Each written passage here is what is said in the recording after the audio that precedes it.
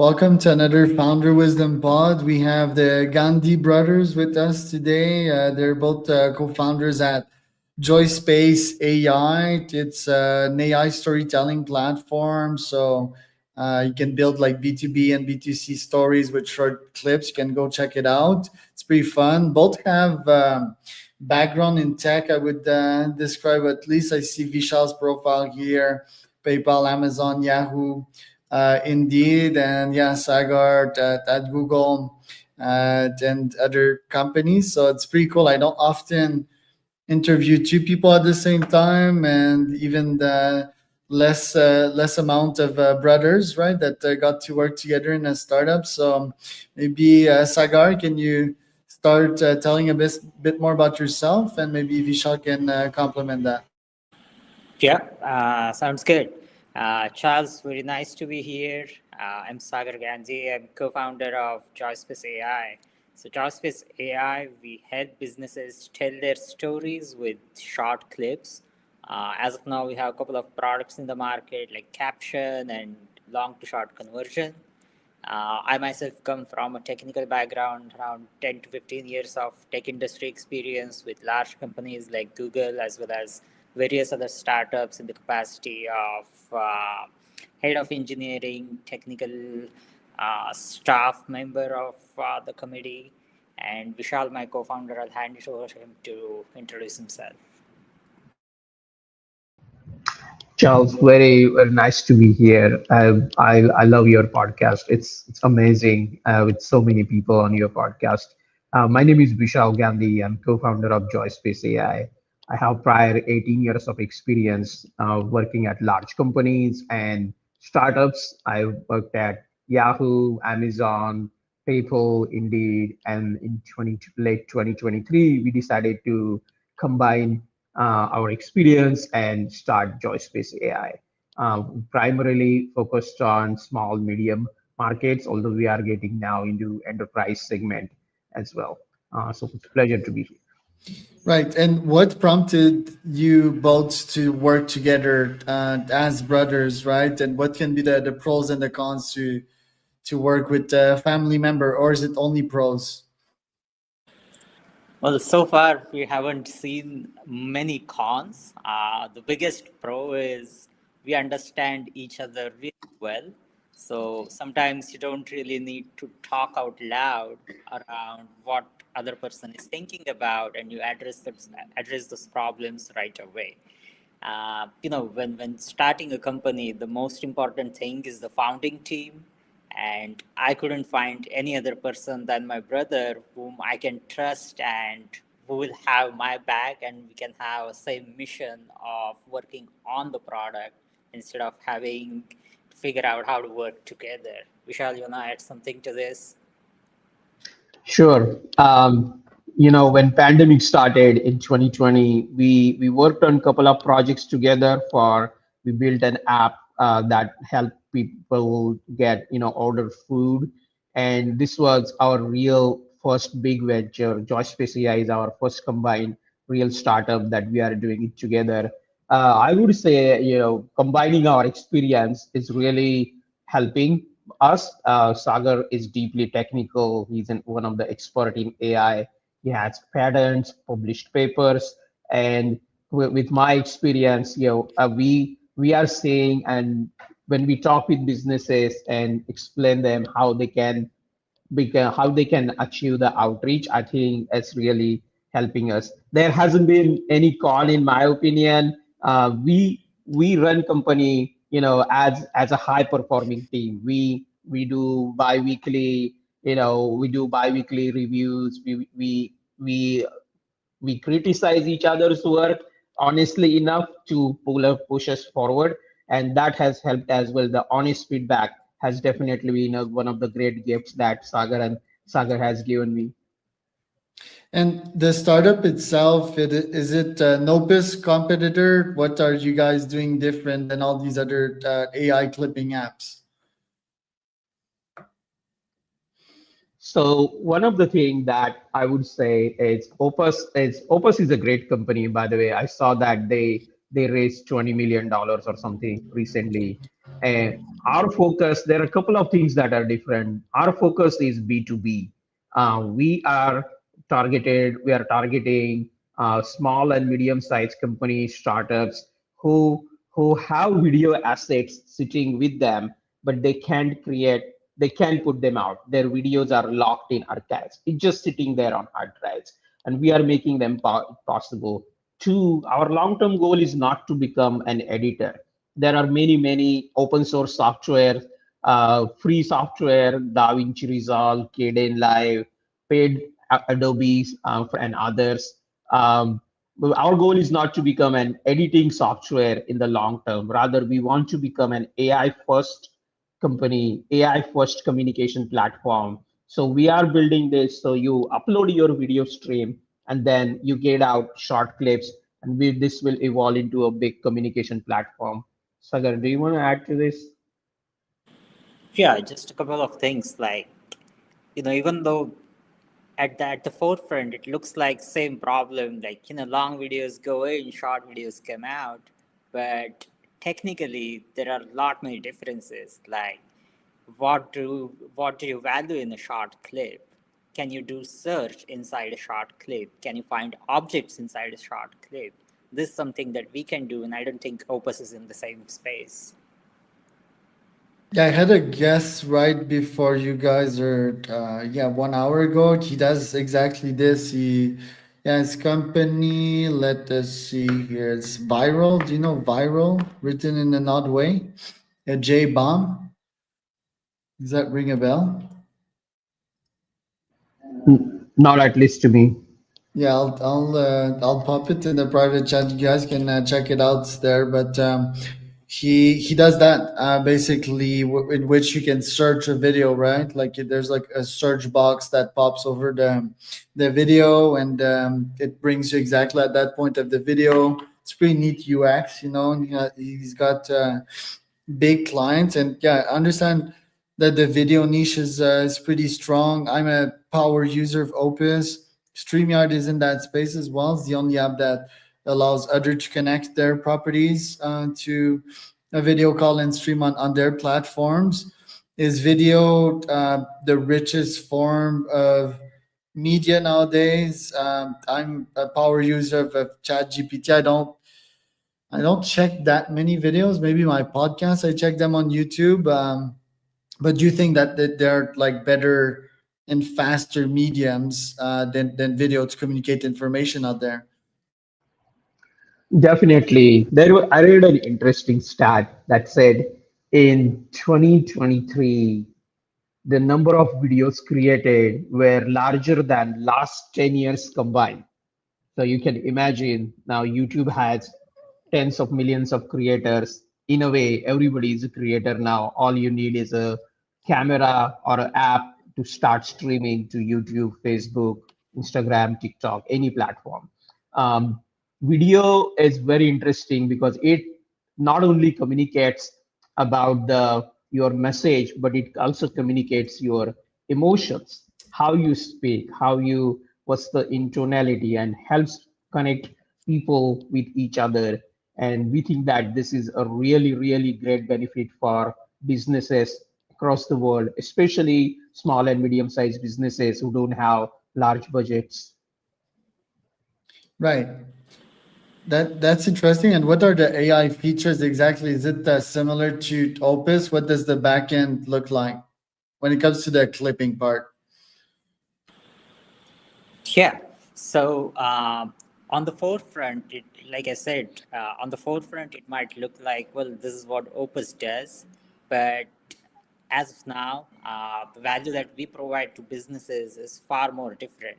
For example, on Opus, it is very difficult to add motion graphic for the brand. So they have this brand center and everything, but a lot of work is manual.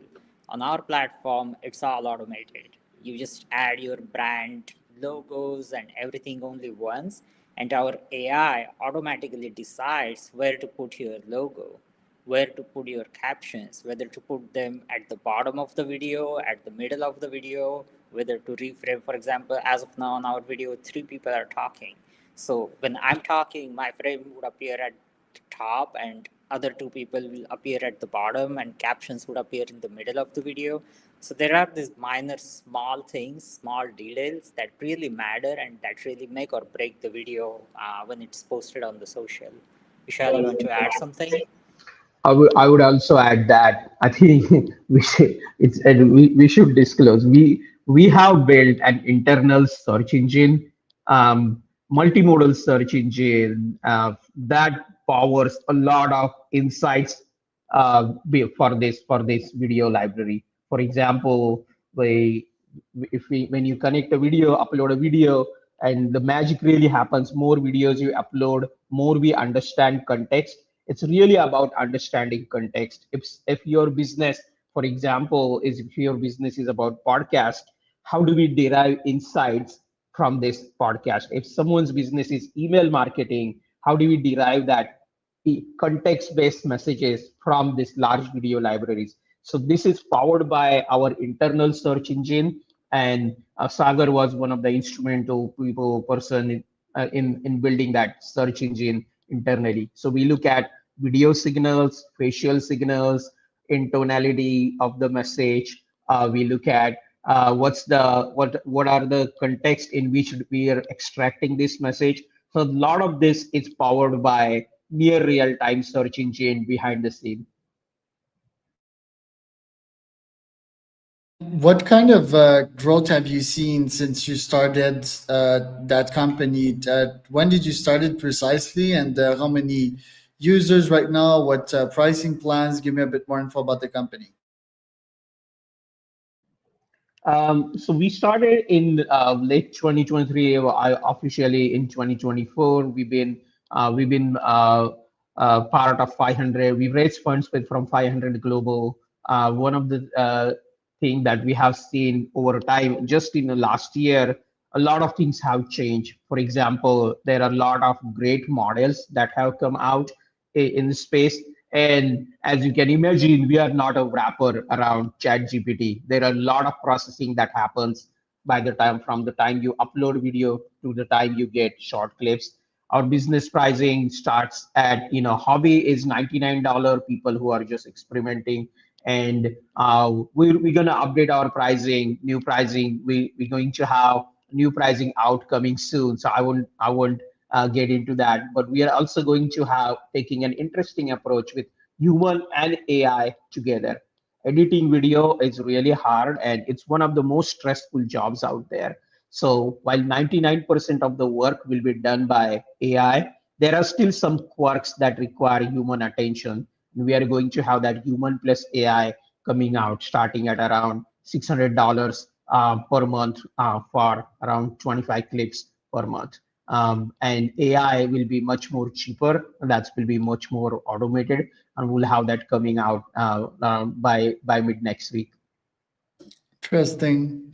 And okay, so the current pricing is at around $100 per month. How much clients do you have since you've started 2 years ago? We have a significant number of companies and people, both some established Series A startups, some established companies, couple of Fortune 500 companies.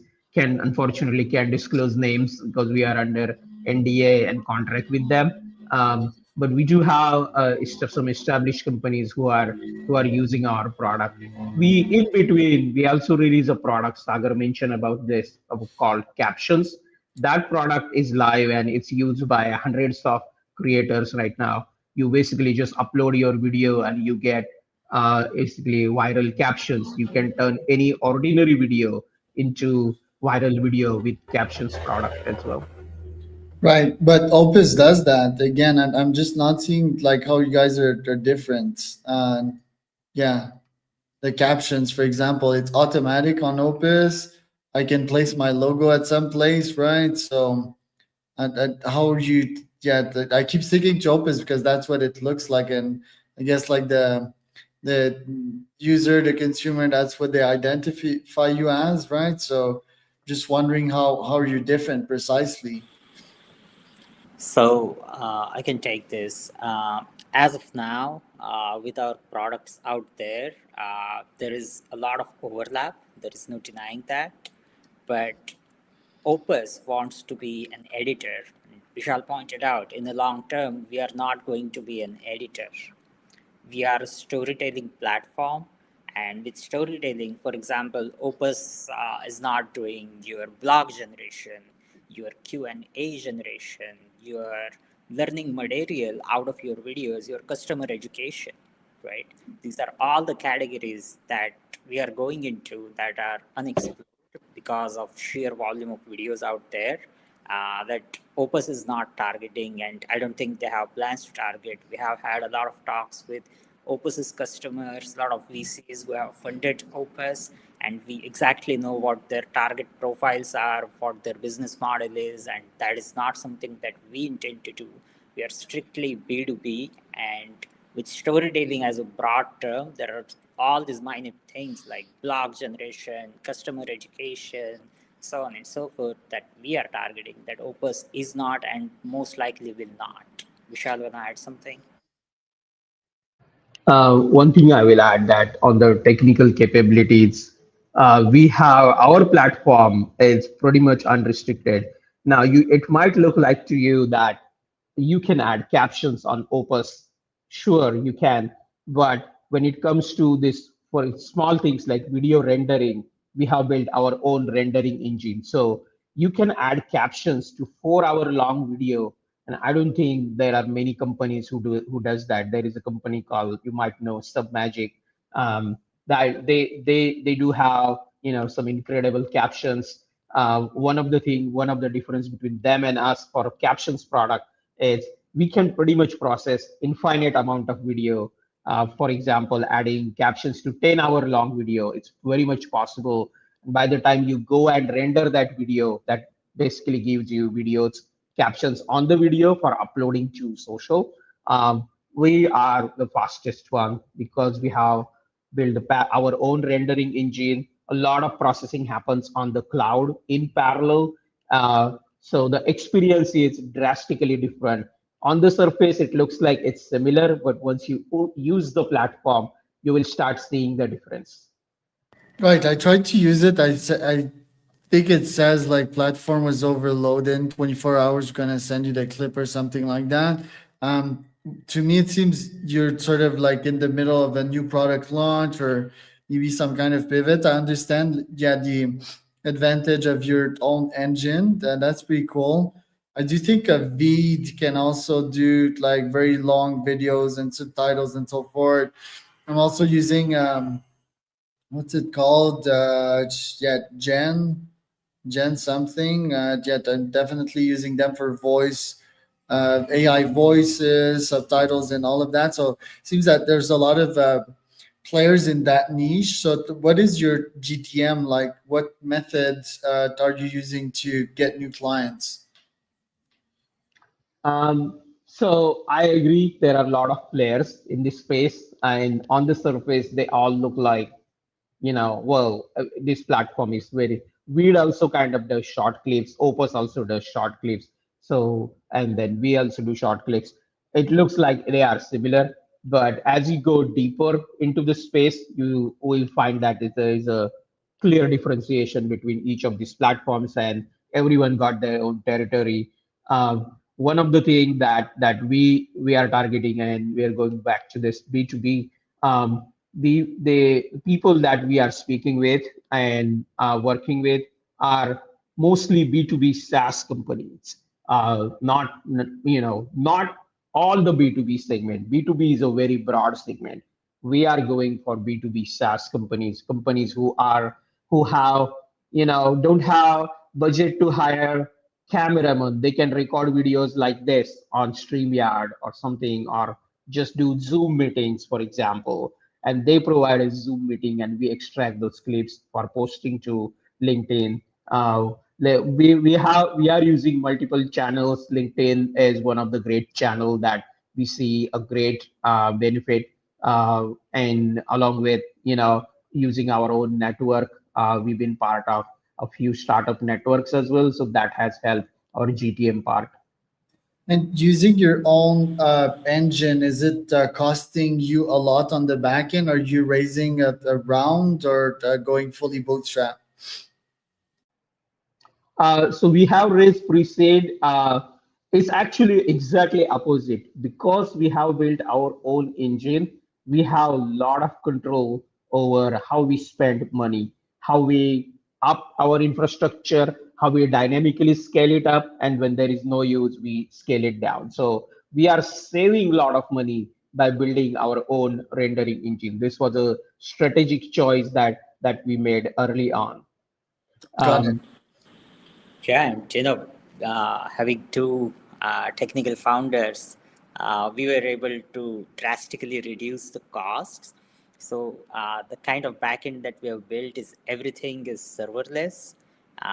So we don't have tens of servers running and not doing anything. We are not wasting that kind of money on the compute, and we are even proud to say that it's very difficult to build what we have built. And if any other company naively tries to build that and they'll burn millions of VC dollars, it's not the case with us because Vishal has 15, 20 years of experience in tech. I have 15 years of experience in tech. Our tech backend is really efficient. Yeah, I can see that. That's a pretty big moat there. And okay, so yeah, for this year, I'm guessing the priorities keep on building, more GTM. Like, what does a day to day in both of your lives look like? Is it most of the day behind the computer coding? Like, who takes care of like the investor meetings and the sales and all of that? And how do you complement one another? So for us, we have some automated systems. One thing that we do differently than a lot of other startups, we don't we don't overspend. A lot of things that we build are homegrown. For example, our outreach engine for emails and reach out, it's homegrown. It's we built everything ground up. We make use of a lot of open source software, which is and we contribute back as well to open source software. Sagar has set up some automated systems, so it really depends. Sometimes he takes investor calls, meetings. A couple of times I take depending on our availability, but majority he's doing that. I'm on the when it comes to building.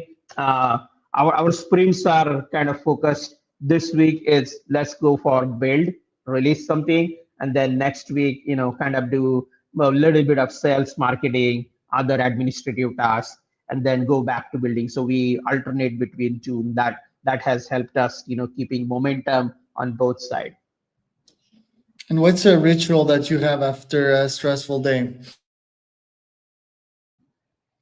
I I like to just I sometimes I just watch YouTube videos and Cat videos.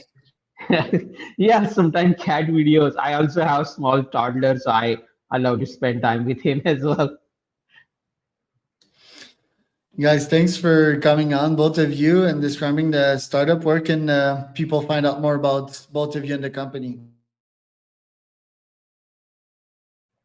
Thank you for having us. Yeah, pleasure. Nice talking with you, Charles. So I guess, yeah, Sagar Gandhi and Vishal Gandhi, and the website precisely is joyspace.ai.